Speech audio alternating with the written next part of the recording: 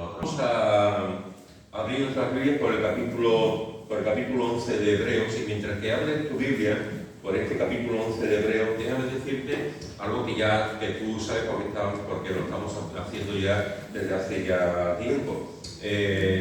Desde septiembre más o menos estamos tocando el tema de la escatología. Y hemos visto el tema de la muerte, el tema de la inmortalidad, el tema del infierno, estamos ahora tocando el tema del cielo, y en las últimas semanas con respecto al cielo hemos visto algunas de las cosas que la Biblia nos enseña, y concretamente el domingo pasado, si recordáis, estuvimos viendo algunas de las enseñanzas de Jesús acerca del cielo, acerca de los ángeles, que llevamos varias semanas con el tema de los ángeles. Y vimos que Jesús enseñó que los ángeles son santos. Vimos que los ángeles se gozan cuando un pecador se arrepiente. Y vimos también una tercera enseñanza de Jesús, la que él enseñó que los ángeles serán testigos de la confesión que hará Jesús acerca de los hombres. Los hombres que se avergonzarán, que se avergüenzan de él, y los hombres que lo publicarán, hombres y mujeres que publicarán su fe sin ningún tipo de vergüenza. Eso son un poco las tres cosas que vimos la semana pasada en cuanto a la enseñanza de Jesús. Y bien, hemos visto con el tema del cielo, hemos visto que en el cielo no solamente estará Dios sentado en su trono, que es lo más importante. En su momento también hablaremos de Jesús, que también está, por supuesto, como todos lo conocemos y todos lo sabéis, en el cielo, pero en el cielo estará Dios sentado en su trono. Hemos visto que en el cielo estarán los 24 ancianos, hemos visto que en el cielo estarán los 4 seres vivientes, y hemos visto que en el cielo estarán los ángeles. Llevamos 2 o 3 semanas con el tema de los ángeles. Así que fijaros que encontramos que Dios estará en el cielo, que están los 4 seres vivientes, los 24 ancianos y los ángeles. Pero no serán los únicos que estén en el cielo. No serán los únicos que estarán en el cielo. La Biblia nos dice también que en el cielo está Enoc. Mirad lo que dice en el capítulo 11, versículo 5. Capítulo 11, versículo 5 de Hebreos. Dice: por la fe Enoc fue traspuesto para no ver muerte, y no fue hallado porque lo traspuso Dios. Y antes que fuese traspuesto tuvo testimonio de haber agradado a Dios. Fijaros que en este texto, este capítulo importantísimo, tremendo, de los más leídos, socorridos de la Biblia, y que ha hecho tanto bien a tantos millones de personas con su lectura y con su meditación, aquí nos está hablando de Enoc, y nos dice 3 cosas importantes acerca de Enoc. La primera que nos dice es que Enoc fue un hombre de fe, por eso está en este capítulo. Los hombres y mujeres de fe que encontramos en el Antiguo, algunos, otros no se mencionan, y también fueron hombres y mujeres de fe. Y aquí se nos dice que Enoc fue un hombre de fe. La segunda cosa que nos dice es que Enoc no murió, por eso digo que está en el cielo. Enoc no murió, fue traspuesto para no ver muerte. Y la tercera cosa que se nos dice es: ¿por qué no murió? Y la respuesta es: porque agradó a Dios. Porque agradó a Dios. Tuvo testimonio de haber agradado a Dios. Es interesante. En el cielo vamos a encontrarnos con un hombre llamado Enoc, que está en el cielo sin haber encontrado la muerte terrena, simplemente, entre comillas, esto de simplemente, porque agradó a Dios su forma de vida. Agradó a Dios su estilo de vida. Agradó a Dios realmente cómo Enoc vivió, dándole la gloria de Dios, y vivió su vida de fe. Así que encontramos que en el cielo habrá un hombre que agradó a Dios. Podríamos llamar Enoc el hombre que agradó a Dios. Y estará en el cielo este hombre que tuvo esa forma de vivir. ¿Y qué forma de vivir tuvo que tener Enoc? Ya sabemos que nos dice en Génesis que fue un hombre que estuvo caminando con Dios. Es una forma tan bonita, también tan poética, de cómo él estuvo caminando con el Señor 300 años, andando con el Señor, y el Señor se lo llevó. Un hombre que caminó con el Señor, un hombre que agradó a Dios, y ¿cómo tuvo que vivir? ¿Qué pasión tuvo que tener Enoc con respecto al Señor? ¿Cómo tuvo que amarlo? cómo tuvo que tener esa vida, cómo tuvo que decirle a sus hijos también, a sus familiares, quién era Dios, lo importante que para él, lo que la gente de a su alrededor veía de la pasión, del amor que tenía con el Señor.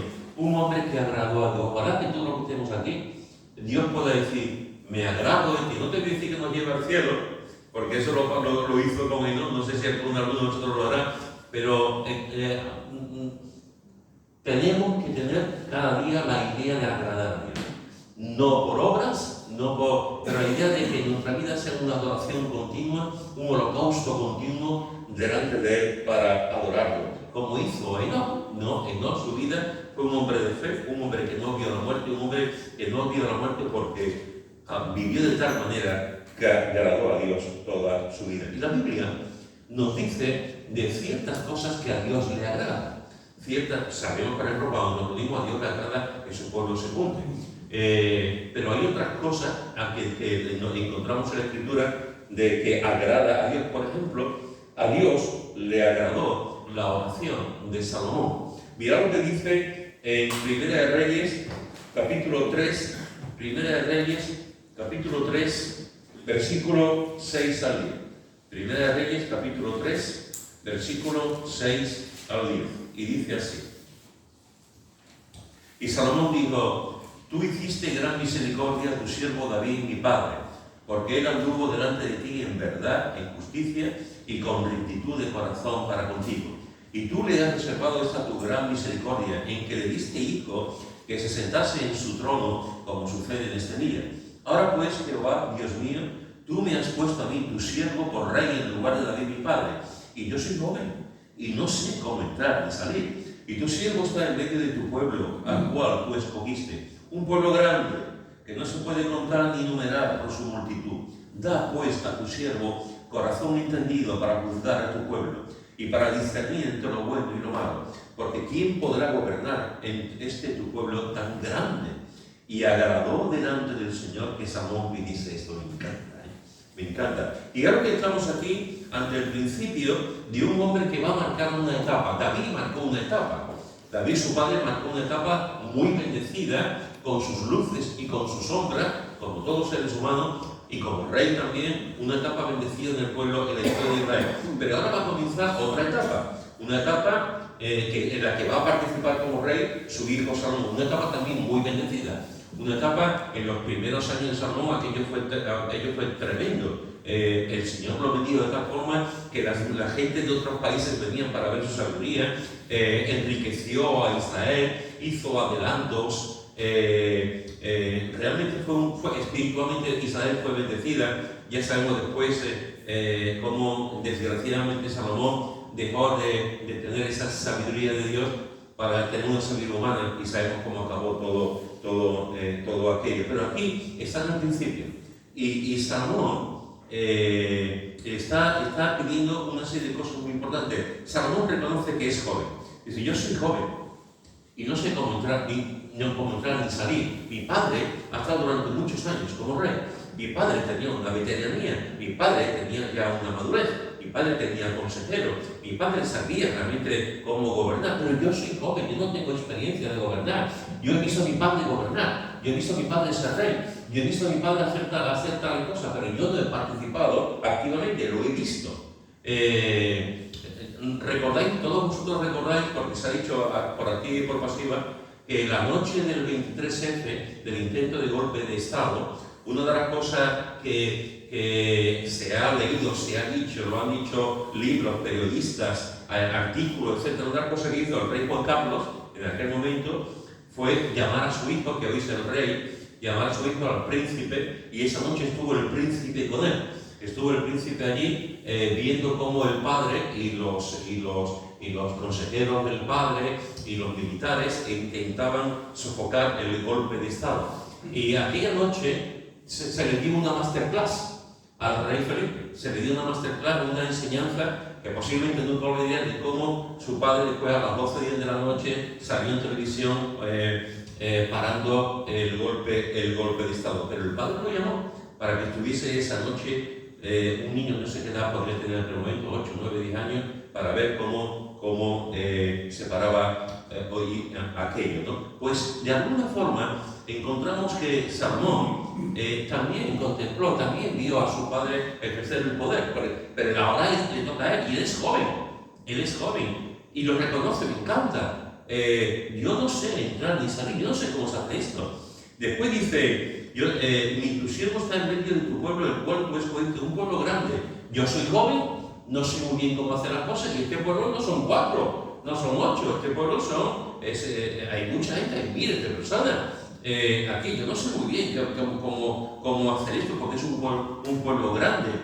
Y Salomón, en esta oración, le dice, da a tu siervo corazón entendido. Me encanta.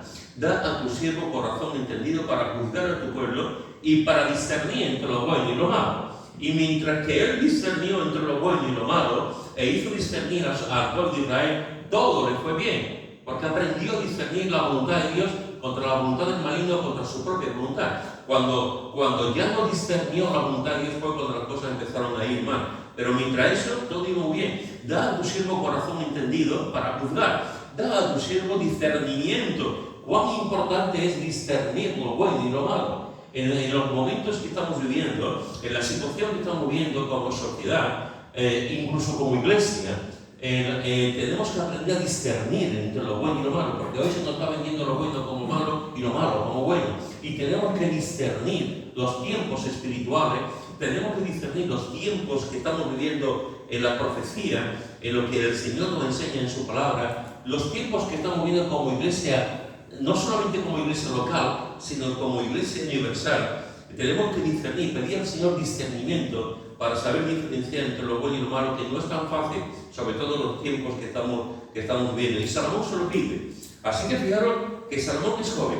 Salomón no sabe cómo hacerlo. Salomón está como rey de un pueblo muy grande. Y Salomón le dice al Señor, dame un corazón entendido y un corazón que sepa discernir, una mente que sepa discernir entre lo bueno y lo malo. Y fíjate lo que dice el texto bíblico. Dice, y agradó delante del Señor, que Salomón me dice, tú me encanta. El Señor le dijo, pídeme lo que quieras. Y a mí me dice el Señor, Pedro, pídeme lo que tú quieras.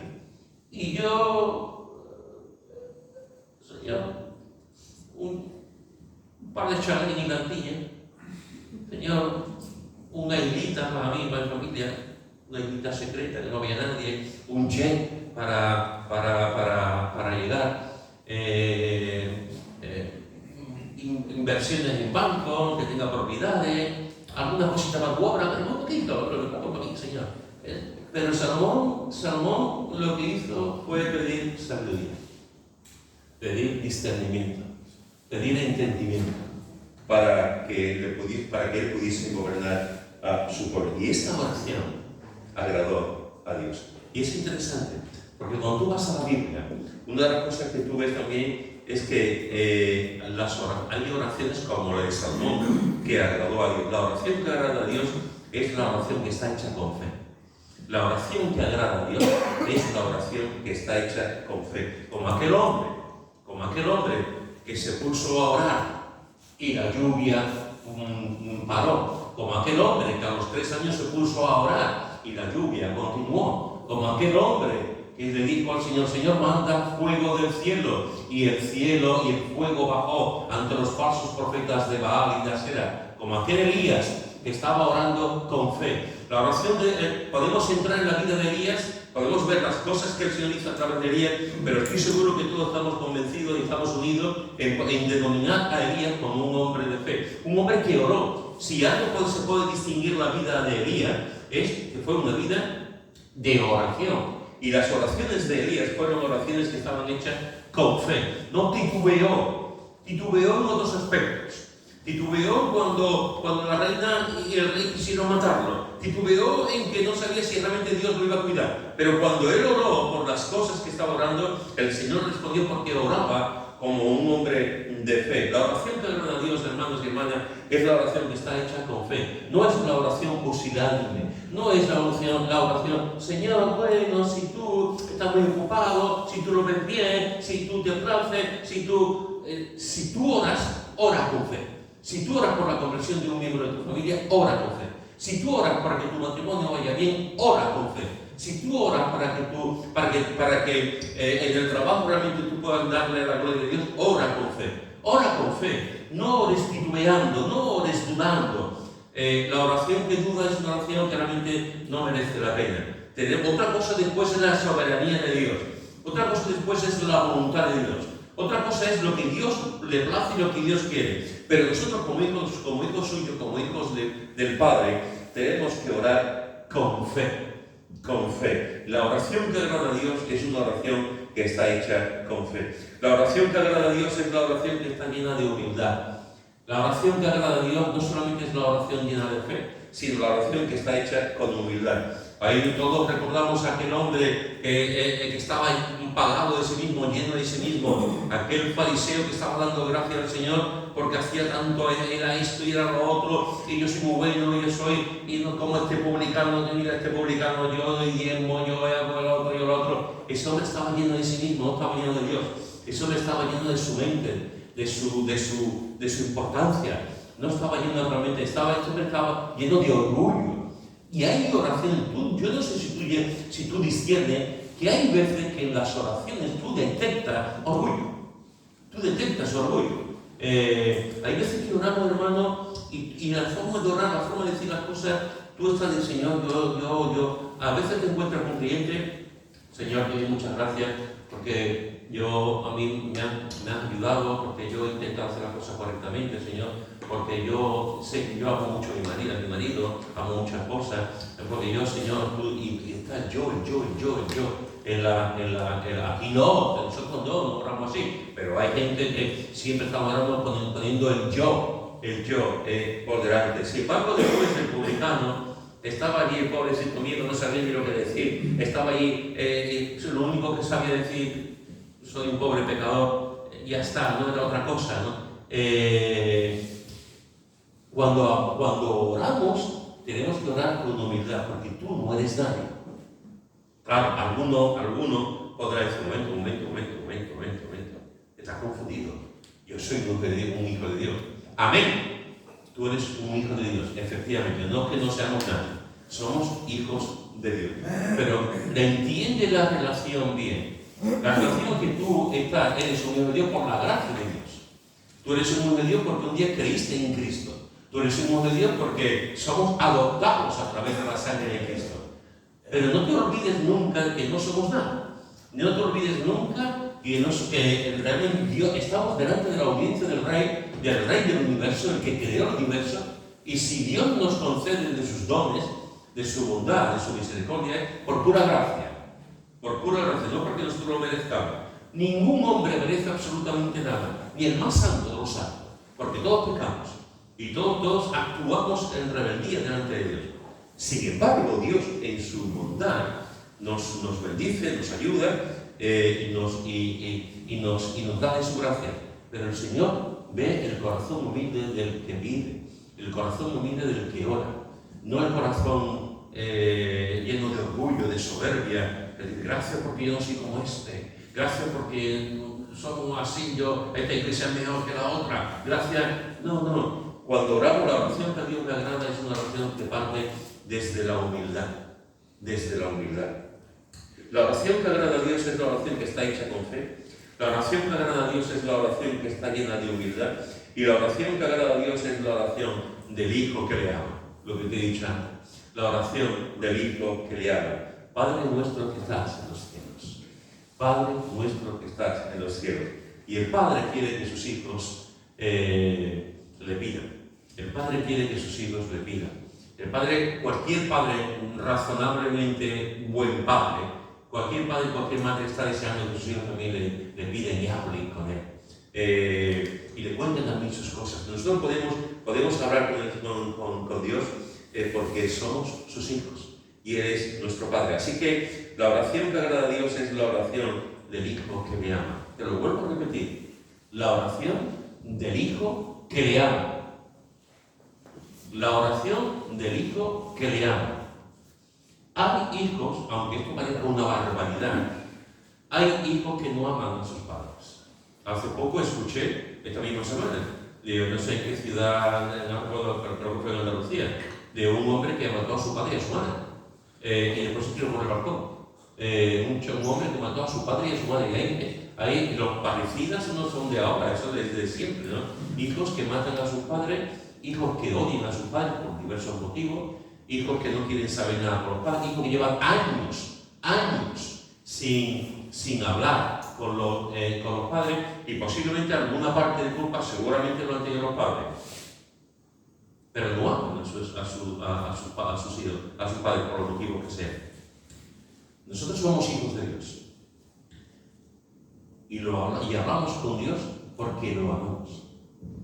No hablamos con Dios, no le pedimos al Señor sino solamente por tener cosas, para que conteste nuestra oración, que también.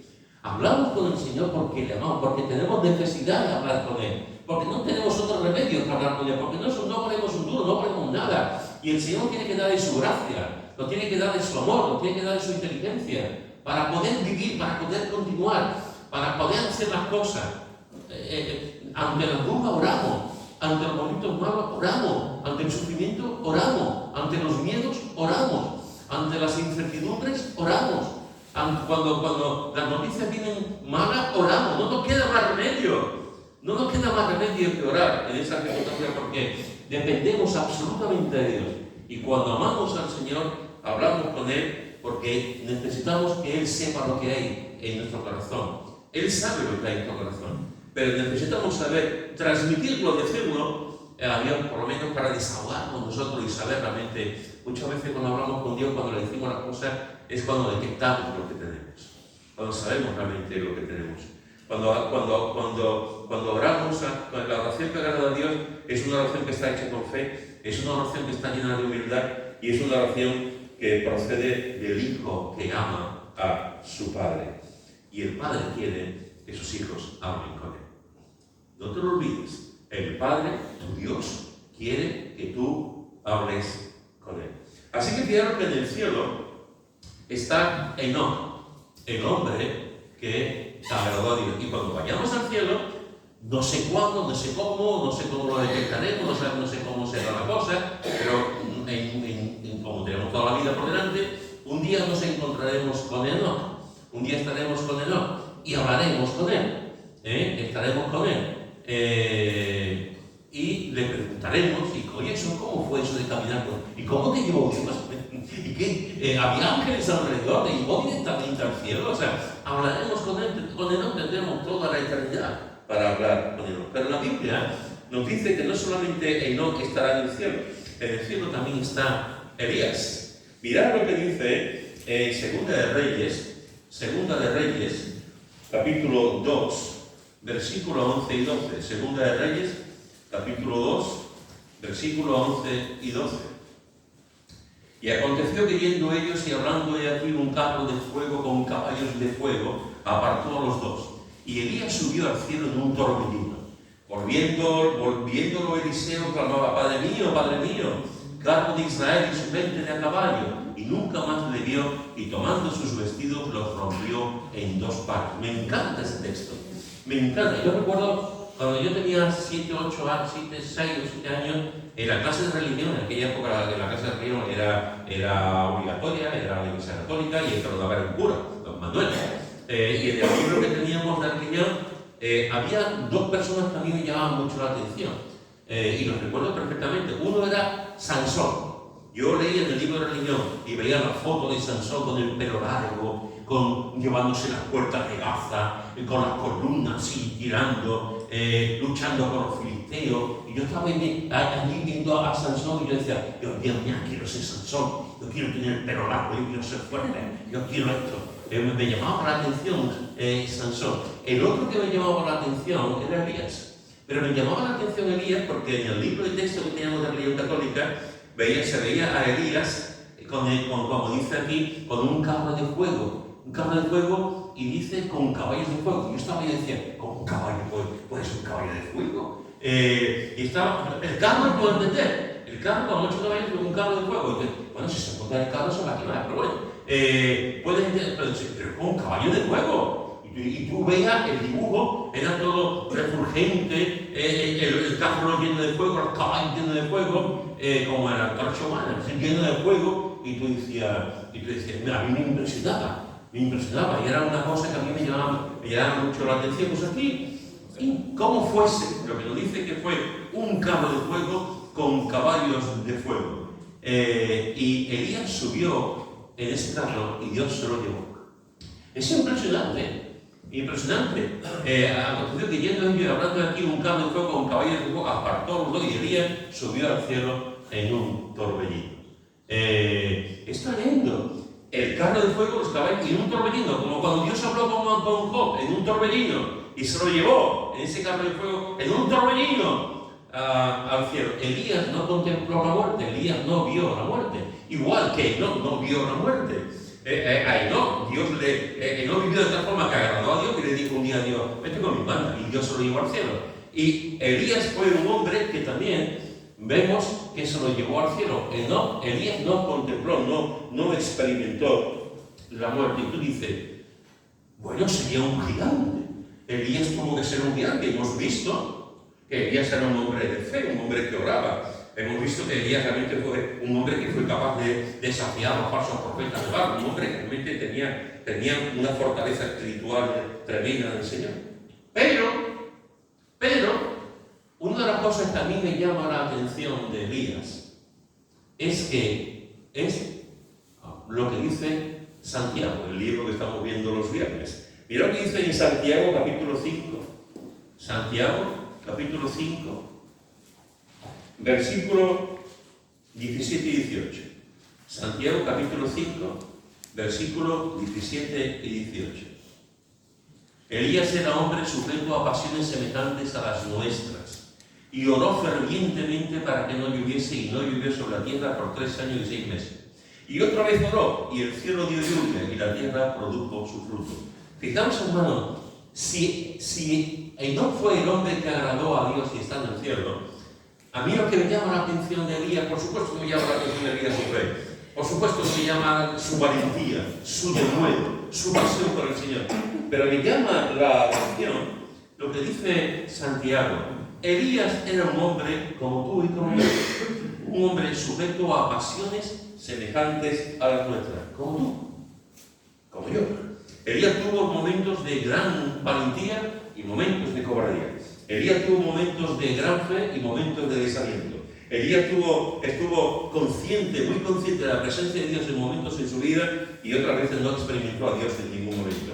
Hay momentos en Elías que su vida era una continua aventura, un continuo deleite en Dios, y hay momentos en Elías que se quiere morir, que quiere que su vida acabe. Es decir, un hombre que estaba en la montaña y al día siguiente estaba en el valle. Un hombre que estaba en momentos muy buenos y momentos malos, como tú y como yo. Como tú y como yo. A veces vamos a la Biblia y decimos los grandes hombres y mujeres de Dios. ¡Oh, Ruth!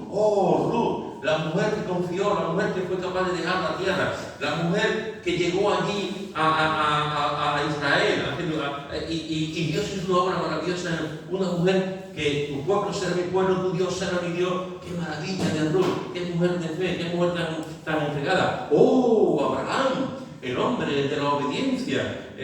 Vete, yo te voy a mostrar, oh Abraham, qué gigante. Y vamos a Timoteo, Pablo, encontramos hombres y mujeres en la Escritura y decimos, y nosotros mismos decimos, que yo no soy nadie, yo soy un alfeñique, yo soy una lombriz comparado con estas personas. Yo no tengo muy poca fe, soy poco espiritual comparado con ellos. Y la Biblia nos dice que uno de estos gigantes, uno de estos hombres de fe, era un hombre como tú y como yo. Un hombre como tú y como yo. El viernes en el estudio bíblico, en el tiempo de oración, el Raquel estaba compartiendo, una de las cosas que ella compartió fue la idea que tenemos de los médicos y de los enfermeros.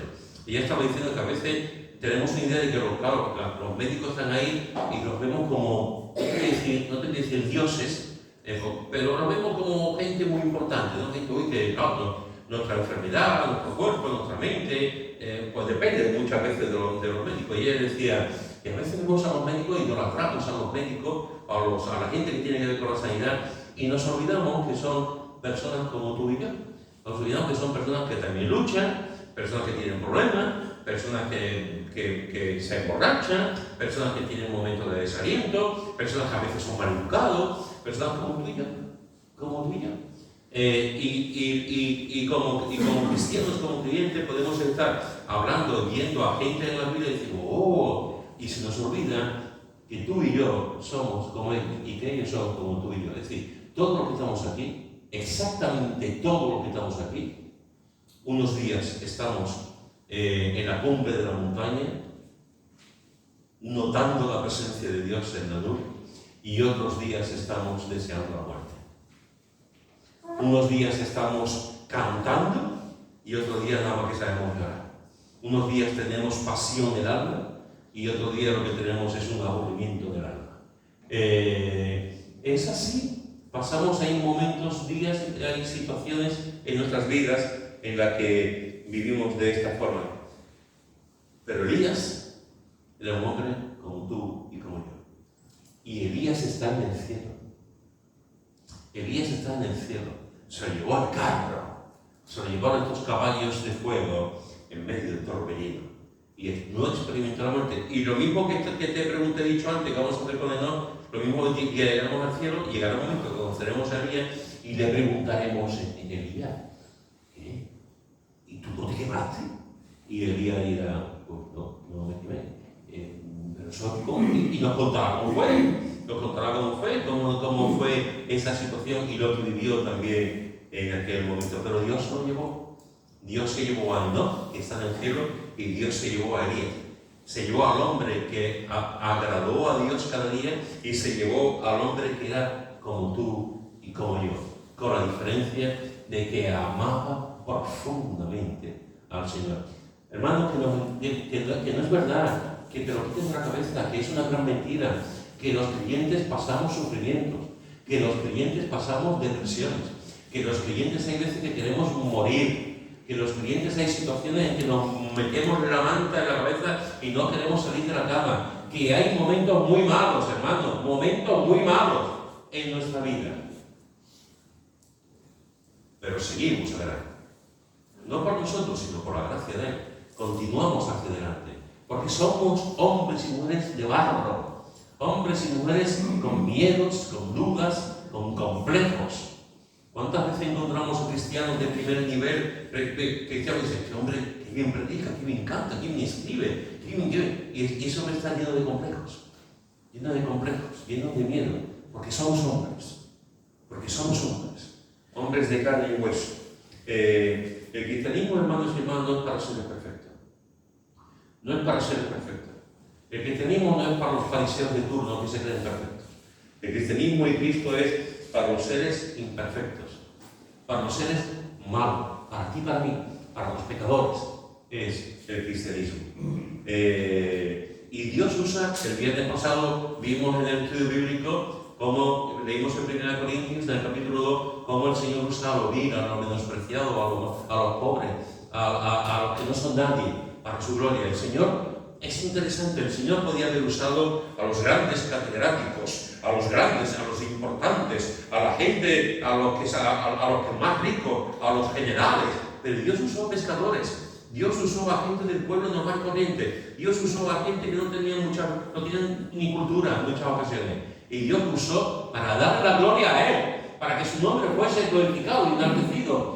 Porque Él es el que usa a los hombres, es el que usa a las mujeres, es el que da los dones y las capacidades para que los hombres hagan su obra. No los importantes, Dios no se fija en los importantes, se fija en los anónimos, en los secundarios, en los que parecen que no son, para que su gloria sea magnífica, para que todo el mundo pueda ver que si hay algo que ocurre es por la gloria de Antes hemos estado, se estaba comentando acerca de la reunión de ayer, de cuando se salió a evangelizar compartiendo el Nuevo Testamento, y alguien ha comentado algo de que estaba Cotacum.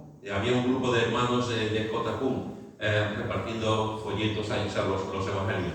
Yo no sé si todos lo sabéis, porque a veces decimos las cosas, pero no sabemos el significado. Cotacum no es que sea una enfermedad o una farmacia, o una pastilla o una receta polaca, ¿no? JQ es Juventud con una Misión. Esas son las iniciales, Juventud con una Misión. ¿Sabéis cómo comenzó Juventud con una Misión, JQ? Pues resulta, yo no me acuerdo ahora, porque no lo tenía, me he acordado ahora cuando estaba diciendo. JQ comenzó cuando el iniciador, el hombre que Dios usó, su líder, cuando comenzó, JQ comenzó con un hermano que estaba en la playa. Y este hermano tenía carga por la juventud. Carga por la juventud. Creo recordar que era inglés. Tenía carga por la juventud y estaba un día en la playa y de pronto, en una visión, veía ola tras ola que venían y llegaban hasta la orilla del mar. Ola tras ola llegaban. Y en esa visión vio a jóvenes, olas de jóvenes que llegaban a los países, que llegaban a las ciudades a predicar el Evangelio.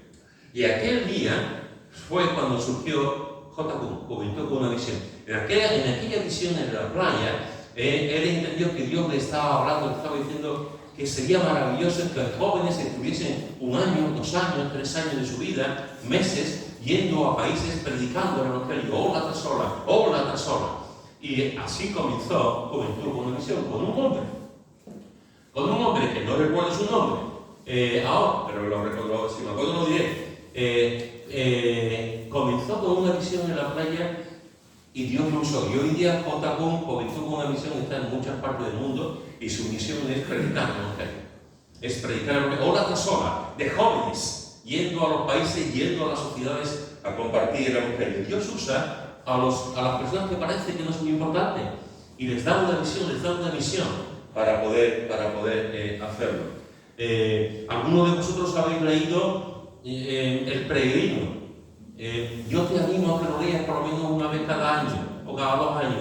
El Peregrino es un libro magnífico, con una enseñanza espiritual. Es un libro donde Dios te va hablando, en cada página te va hablando, ¿no? Es tremendo como Dios ha usado este libro, sobre todo en el mundo anglosajón. Es uno de los libros más importantes en el mundo anglosajón y también entre los creyentes de habla hispana. Pero en el mundo anglosajón es un libro muy importante. Este libro está escrito por Juan Buño. Juan Buño era un hojalatero. Trabajaba como hojalata, trabajaba con hierro. Era una persona que tenía muy pocos medios de vida. Era pastor de una iglesia libre y estuvo en la cárcel durante 12 años. Por intervalos, no estuvo los 12 años seguidos, pero estuvo en la cárcel durante 12 años, que se hizo muy pronto. La primera vez que lo metieron en la cárcel por predicar el Evangelio, la primera vez que le dijo a su esposa: tráeme la Biblia para leer la Biblia. Cosa que nos parece ahora increíble. La iglesia organizada, yo no estoy hablando de la iglesia católica, la iglesia del Estado también en aquel momento prohibía también la lectura de la Biblia. La lectura de la Biblia para los pastores, y este hombre, las iglesias libres predicaban el Evangelio, se bautizaban los adultos, etc., ¿no? Y lo metieron en la cárcel y le dijo a su esposa: tráeme la Biblia y otros libros también.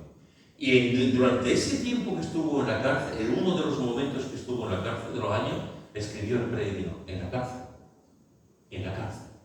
Un hombre que no tenía una gran cultura, un hombre que no había pasado por la universidad, un hombre que no tenía que dar, simplemente un pastor de una iglesia sencilla y que sin mucho conocimiento, y que predicaba, y escribió El Peregrino. No solamente escribió El Peregrino, escribió otros libros, pero El Peregrino fue algo tremendo.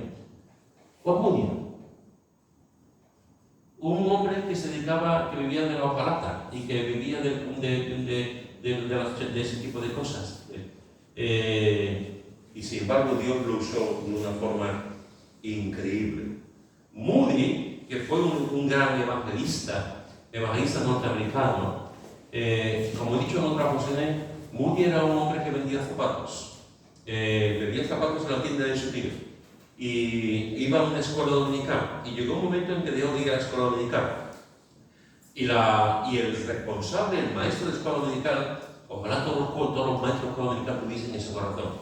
Cuando vio que este muchacho no iba a la iglesia, a la clase experimental, fue al trabajo y le preguntó, le dijo, ¿por qué no vienes a la iglesia y tal? Y estuvieron hablando. Ese fue un momento muy importante en la vida de Moody, porque Dios lo tocó, Dios le ayudó, a través de este maestro experimental, Dios tocó su corazón y con el paso del tiempo se convirtió en un evangelista, uno de los más importantes, con millones de personas escuchándole el evangelio. Y como he dicho en otras ocasiones, Moody era gangoso. ¿Ustedes no imagináis a un gangoso predicando? Pues era un hombre que tenía, y sin embargo Dios lo usó de una forma increíble. Llenaba los estadios, los lugares, y predicaba el evangelio. Un hombre que había sido vendedor de zapatos y un hombre que su forma de hablar no era muy culto, que algunas veces la gente le decía, como un hombre que no tiene estudio teológico, yo soy un pastor, yo estoy en un seminario, yo también, ¿tú quién eres? Y el pastor, el que había estado en un seminario, la iglesia estaba más aburrida que la más, y el otro que no estaba, nunca había ido a un centro, a un centro de formación, el Señor lo bendijo de tal forma que hubo millares de personas que conocieron a Cristo por él. Moody. Alguna vez he contado también mi primer pastor, Gabino Fernández Campos. Mi primer pastor era albañil. Gabino era albañil. Y un día por la calle, siendo un joven, vio un folleto en el suelo, se agachó para coger el folleto, y era un folleto que hablaba de Cristo. Alguien lo cogió y lo tiró al suelo. Y mira por dónde vino Gabino, un chavalote, cogió el folleto y a raíz del folleto se convirtió. Y el Señor lo llamó a la obra pastoral. Le llamó pastor y vino a Sevilla, estuvo en Ciudad Real, en Valdepeña durante varios años, y después vino a Sevilla. Un albañil, con una mente y con un cerebro impresionante. Un albañil, posiblemente Gabino Fernández Campos ha sido, y creo que sigue siendo, el primer gran historiador de la Reforma en España. Pero no solamente sabía la historia de la Reforma en España, sino que sabía la historia de la Reforma en Alemania, en Suiza, tenía los datos aquí. Era una persona que apenas cogía apunte, sino que todo era, además decir, tal fulanito nació tal día, esto es tal día. ¿Cómo lo puedes saber? Una capacidad tremenda. Y ha hecho mucho bien al pueblo español con sus libros, con las conferencias, con la enseñanza. A mí me hizo muchísimo bien con su forma de vida, con su enseñanza y con la capacidad que tenía de enseñar. Gabino Fernández, un albañil. Y el Señor lo usó de una forma impresionante. Esto es lo que hace el Señor, hermano. Somos personas de carne y de hueso. Personas de carne y de hueso. No somos importantes, pero Dios nos hace importantes. No somos los mejores, pero Dios hace cosas buenas con nosotros. Y nos ayuda. Como pasó con Elías, un hombre sujeto a pasiones, como tú y como yo. En el cielo no solamente encontraremos a los ángeles y a los serafines y a los 4 seres vivientes y a los 24 ancianos. En el cielo nos encontraremos a Enoc, el hombre que agradó a Dios. En el cielo nos encontraremos a Elías, un hombre que era como cualquiera de nosotros. Y en el cielo nos vamos a encontrar también a Moisés. Mira lo que dice en Lucas, capítulo 9, versículo 28 al 31. Lucas, capítulo 9, versículo 28 al 31. Dice así: Aconteció como 8 días después de estas palabras que tomó a Pedro, a Juan y a Jacobo y subió al monte a orar. Y entre tanto que oraba, la apariencia de su rostro se hizo otra y su vestido blanco y resplandeciente. Y aquí 2 varones que hablaban con él, los cuales eran Moisés y Elías, quienes aparecieron rodeados de gloria y hablaban de su partida que iba Jesús a cumplir en Jerusalén. Es interesante, le queda un poquito. A Jesús le queda un poquito, le quedan días. Ya él está yendo hacia Jerusalén, ha puesto su rostro hacia Jerusalén Y en ese tiempo que le queda, esos poquitos días para llegar a la cruz, hay un momento en que él se acerca a un lugar, a una montaña, toma a Pedro, a Juan y a Jacobo, sus 3 discípulos más íntimos, y se va al monte a orar. Le queda muy poquito.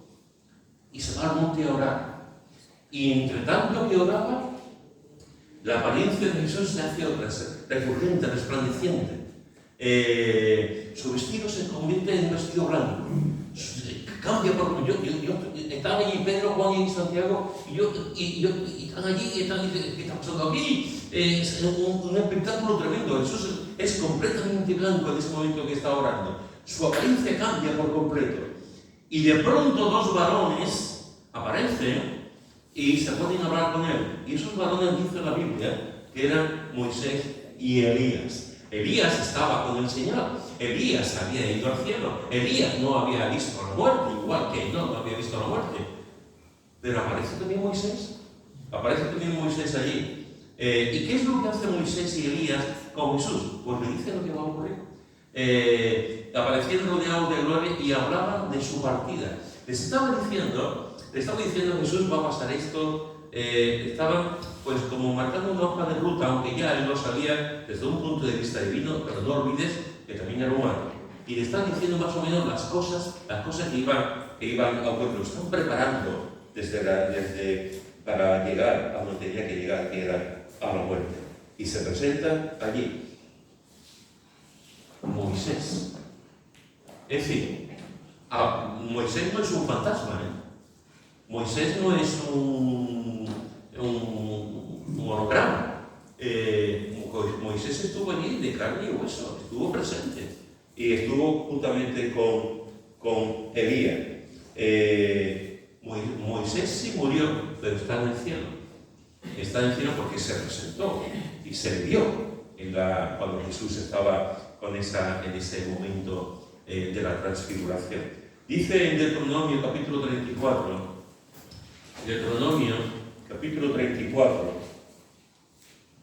versículos 1 a 8, dice así. Deuteronomio 34, del 1 al 8, dice: Subió Moisés de los campos de Moab al monte Nebo, a la cumbre del Pisga, que está en el valle de Jericó, y le mostró Jehová toda la tierra de Galaad hasta Dan, todo Neftalí y la tierra de Efraín y de Manasés, toda la tierra de Judá hasta el mar occidental, el Negev y la llanura, la vega de Jericó, ciudad de las palmeras, hasta Zoar. Y le dijo Jehová: Esta es la tierra que juré a Abraham, a Isaac y a Jacob, diciendo: A tu descendencia la daré. Te he permitido verla con tus ojos, mas no pasarás allá. Y murió allí Moisés, siervo de Jehová, en la tierra de Moab, conforme al dicho de Jehová. Y lo enterró en el valle, en la tierra de Moab, enfrente de Peor, y ninguno conoce el lugar de su sepultura hasta hoy. Era Moisés de edad de 120 años cuando murió. Sus ojos nunca se oscurecieron ni perdió su vigor. Y lloraron los hijos de Israel a Moisés en los campos de Moab 30 días. Y así se cumplieron los días del libro del lloro y del luto de Moisés. Es interesante. Aquí encontramos los últimos momentos de Moisés. Los últimos momentos de Moisés. Y encontramos como el Señor le dice en el versículo 4: Te he permitido verla con tus ojos, mas no pasarás allá. Llegó un momento en que el Señor le dice: Ve a esta piedra y golpea la piedra y saldrá agua, porque la gente estaba buscando agua, la gente querían calmar su sed, y Moisés estaba hasta el gorro de la gente. El Señor ha dicho: golpea la piedra, pero Moisés no se conformó con golpear la piedra, la golpeó 2 veces y además le habló. Y el Señor lo castigó. El Señor le dijo: no me has obedecido. Y tú tienes que ser el primero en obedecerme para dar ejemplo también a la multitud. No me has obedecido y no vas a entrar en la tierra prometida. Y Moisés no entró en la tierra prometida, pero Dios tuvo una delicadeza con él. El Señor lo honró. El Señor lo disciplinó, lo castigó. No vas a entrar, pero le permitió ver la tierra. Y dice que te he permitido verla con tus ojos. Y allí subió este hombre y vio la tierra que Dios había dado al pueblo. Y seguramente pasarían 1000 recuerdos por la mente de Moisés, 1000 cosas desde que Dios se le manifestó en aquel monte y le dijo: Yo soy Jehová. Y 1000 cosas que pasaron en los 40 años del desierto, 1000 cosas, 1000 aventuras. Y estaba viendo aquella tierra. El Señor le permitió, aunque no iba a entrar como Josué o como Caleb, no iba a entrar, pero le permitió ver aquella. Y dice, murió allí Moisés. Y me encanta. Murió allí Moisés, el gran Moisés. Murió allí el general. Murió allí el entendido. Murió allí Moisés, el importante. Me encanta, porque dice, murió allí Moisés, siervo de Jehová. Siervo de Jehová. El hombre que tuvo intimidad con Dios, el hombre que se acercó a Dios, el hombre que Dios le dijo, quita tus zapatos porque el lugar en que estás es tierra santa, el hombre que Dios usó de una forma tremenda, al final lo que queda de él, el calificativo que le da la Biblia es el siervo de Dios. Nosotros nos creemos muy importante, nos hacemos una cosa y ya nos creemos el rey del mambo, nos hacemos una cosa y ya nos creemos que nos tienen que dar premio, hacemos algo y ya tenemos que tener reconocimiento de la gente, nos creemos súper importantes. Moisés, que ese sí que era importante, Moisés se le dice que murió el siervo de Jehová. Y fijaros que dice que ninguno conoce el lugar de su sepultura hasta hoy. Hay gente que han ido buscando, igual que han ido buscando el arca de Noé, igual que han ido buscando arqueología de Babilonia, etc. Hay gente que ha buscado la tumba de Moisés, pero que nunca se ha encontrado. Nunca. Ojo, nos dice el texto que ha muerto. Que ha muerto. Algunos pueden pensar, no sé, Dios se lo llevó, por eso no encontrado el cuerpo. No, dice que murió. ¿Por qué no se encontró el muerto de Moisés? El cuerpo de Moisés, pues no tengo ni idea. La explicación que yo tengo sobre esto, la explicación que a mí me satisface es que posiblemente no se ha encontrado el cuerpo de Moisés porque como el pueblo de Israel está dado a la idolatría. Seguramente si se hubiese encontrado el cuerpo de Moisés, igual que pasaba con la vara, que la vara que era estaba todo el mundo mirando la serpiente y tal, la gente lo hubiese adorado. La gente dice, el cuerpo de Moisés, el hombre que estuvo con Dios, y lo dicen igual que el ser humano es idólatra por antonomasia, y lo hubiesen idolatrado, y no se ha encontrado su cuerpo. Por alguna razón, el lugar de su sepultura si tú vas a estudiar un día teología, lo mismo, hace una expedición y vas a buscar el cuerpo de Moisés. Pero hasta ahora no se ha encontrado el cuerpo, y me encanta, dice Moisés, de edad de 120 años murió, cuando tenía 120 años, y murió hecho polvo, murió con dolores en las piernas, dolores en la cabeza, tenía reuma, tuvo apendicitis, tenía dolores de cabeza en todo el cuerpo, no se podía levantar, lo tenían que llevar, no dice. Era muy de edad de 120 años cuando murió, sus ojos nunca se oscurecieron, ni perdió su vigor. Me encanta. Sus ojos siempre vieron bien, pero fue un hombre que con 120 años no perdió su vigor. No perdió su vigor, su fortaleza. Cojo un alfiler para coser. Estoy cosiendo. Pero si un pinchazo, un poquito de... No entra. ¿Qué te pasa? Porque no sabe. Llevo 3 días en mi casa. ¿3 días? ¿Por un pinchazo? Y te quedas perplejo y dices, pero si no te ha ocurrido nada. Vas a una cosita, te caes al suelo, vas andando, te caes al suelo y nada, te hace una quemadura, una cosita así. ¿Qué te ha pasado? ¿Que me cayó al suelo? ¿Qué te ocurre? Por favor, ese que no está ahí. Y una persona con 60 años, con 70 años, ¿cómo está? ¿Verdad? ¿Estás fatal? ¿Te duele? ¿Te duele todo? A partir de cierta edad nos duele todo. Nos duele todo. Y lo decimos. Y cuanto más lo decimos, más nos duele. Nos duele todo. Hay un momento en que empiezas a hablar con las personas y no sé cómo surge la conversación y siempre llega al punto de, pues yo estoy malo. Pero si estamos hablando de esto, ¿cómo vamos a hablar que tú estás malo? O sea, siempre, tú no has escuchado, tú no te juntas con personas que siempre hablan con esa persona y no sabemos cómo te lleva a tu quemado. ¿O soy yo el único? Hay personas que tienen esa yo quemado y ya no solamente habla de que está malo o mala, sino que te habla de, pues, mi hijo está pasando malamente, porque ya no puede decir, pero que cosas malas, no me que cosas malas. Y tú te ves a gente así y hasta la vez sales por otra parte para que no te escuche, porque siempre hay cosas malas, siempre tienen problemas, siempre tienen enfermedades, nunca están bien, nunca están bien. Nos vamos alimentando de la enfermedad. Personas que siempre, cuando hablas con ellos, siempre, Pedro aquí, Pedro allá, Pedro aquí, ay, tienen que leer problemas de una vez, ay, tienen que leer más del ánimo más de una vez, ay, tienen que leer Filipenses más de una vez, ay, tienen que leer más de la Biblia más de una vez, de ver cómo el Señor nos anima y nos fortalece. Todos vamos a pasar, no es lo mismo, hermano, que un creyente que se cae al suelo y dice, me he caído, me duele las rodillas, pero sigo adelante. Un creyente que se cae al suelo y le duele la rodilla y dice, ¡ah! Uno sigue adelante y el otro se lleva 4 días gritando. Y es la misma herida. Y es la misma cosa. Y tú dices, ¿por qué? Pues porque uno ha aprendido a vivir delante de Dios con ánimo. Con ánimo, sabiendo que Dios tiene el control. Y el otro, hay un momento en que ha aprendido a vivir de una forma que solamente se puede experimentar por aquí. Quejándose continuamente. Pues Moisés, me encanta lo que dice en la Biblia, que sus ojos nunca se oscurecieron ni perdió su vigor, con 120 años. Esta es una llamada de atención a los viejetes. Esta es una llamada de atención a las personas, no solamente a los miembros de la iglesia más mayores, sino a todos. Es una llamada de atención a cómo vamos envejeciendo.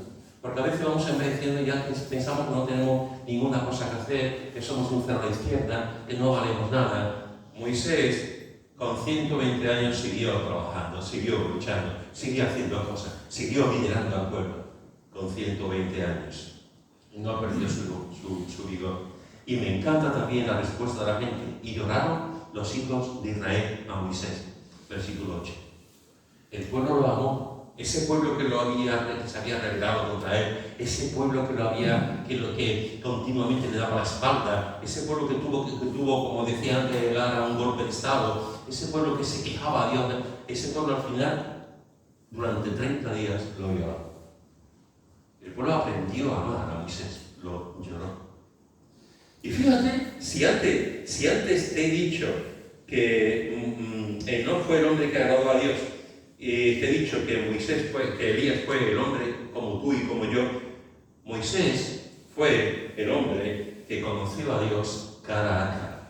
El hombre que conoció a Dios cara a cara. Dice el versículo 10 y 11, y nunca más se levantó profeta en Israel como Moisés, a quien haya conocido Jehová cara a cara. Nadie como él en todas las señales y prodigios que Jehová le envió a hacer en tierra de Egipto a Faraón y a todos sus siervos y a toda su tierra, y en el gran poder y en los hechos grandiosos y terribles que Moisés hizo a la vista de todo Israel. Nunca más se levantó un profeta como Moisés, a quien haya conocido Jehová cara a cara.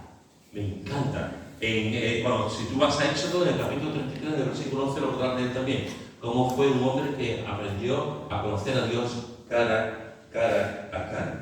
Moisés aprendió a conocer cara a cara a Dios. Enoc está en el cielo. Elías está en el cielo. Enoc, que murió, vemos que a los siglos después entró en Jerusalén y estuvo en la presencia de Jesús hablando de las cosas que iban a ocurrir. Y está en el cielo. Ese Moisés que estuvo en la presencia de Dios y que estaba en intimidad con Dios, pero conoció cara a cara. Qué cosa más hermosa. Cara a cara. ¿Por qué dice la Biblia que tenía esa relación con Dios? Que Dios conoció cara a cara con Dios. Porque tenía intimidad con Dios. Por eso. Porque tenía intimidad con Dios. ¿Cómo podemos tener intimidad con Dios? Pues tenemos intimidad con Dios buscando la presencia de Dios. Moisés la buscó. Si tu presencia no ha de venir con nosotros, no nos saques de aquí. Si tu presencia no ha de venir a nosotros, hoy en día nos da igual. Estamos en los days, los sitios que vamos, los lugares que estamos, nos da igual. Si Dios viene conmigo, que venga, que Dios no viene conmigo, a mí no voy a hablar, me da la gana. No importa, Moisés no. Moisés no. Si tu presencia no ha de venir conmigo, no nos saques de aquí. ¿Cómo podemos tener intimidad con Dios? Pues buscando la presencia de Dios en nuestra vida. Apartando tiempo para estar con Él en oración. ¿Cómo podemos tener intimidad? Apartando tiempo, buscándole en oración. Cada día. Uno de los problemas que tenemos hoy en día en la mayoría de los creyentes es que no apartamos un tiempo para orar. Apartamos mucho tiempo para trabajar. Apartamos mucho tiempo para hacer cosas. Apartamos tiempo para andar. Apartamos tiempo para ir al gimnasio. Apartamos tiempo para hacer tai chi. Apartamos un montón de cosas. Pero no apartamos tiempo para orar. Se nos van los días y no oramos. ¿Cómo podemos tener intimidad con Dios? Buscando la presencia de Dios, hablando con Dios en oración y obedeciendo. No podemos tener intimidad con Dios si no le obedecemos, si no hacemos su voluntad. Hermanos y hermanas, Moisés fue así, un hombre que tuvo intimidad con Dios porque lo buscó, porque buscó su presencia, porque oró. Una de las cosas, de las grandes enseñanzas de Moisés, que no se toca mucho, la verdad, es que Moisés fue un hombre de oración. Tú vas a los libros del Pentateuco, sobre todo Éxodo, Número, Deuteronomio, y tú verás que Moisés fue un hombre de oración, tremenda, de oración. Y Moisés buscaba al Señor en oración y lo obedeció, por eso era un hombre que tenía intimidad con Dios. Por eso podía mirarlo cara a cara y hablar cara a cara. Hermanos, en el cielo nos encontraremos con Enoc. En el cielo nos encontraremos con Enoc, el hombre que agradó a Dios.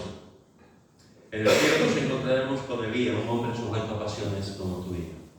Y en el cielo nos encontraremos a Moisés, el hombre que hablaba cara a cara con Dios.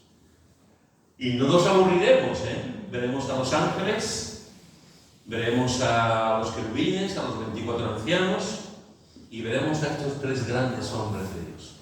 Y pasaremos tiempo de charla con él, y disfrutaremos con ellos. Y nos encontraremos a estos tres hombres allí, en la presencia de Dios, en el cielo. Que Dios nos ayude, a todos los que estamos aquí, a ser hombres que agrademos a Dios en todo, a ser hombres que seamos conscientes de nuestra humanidad y que tenemos los pies de barro y que pecamos, y que si hacemos algo es porque Dios lo permite y lo quiere y lo hace en nosotros, y que veamos a Dios cara a cara,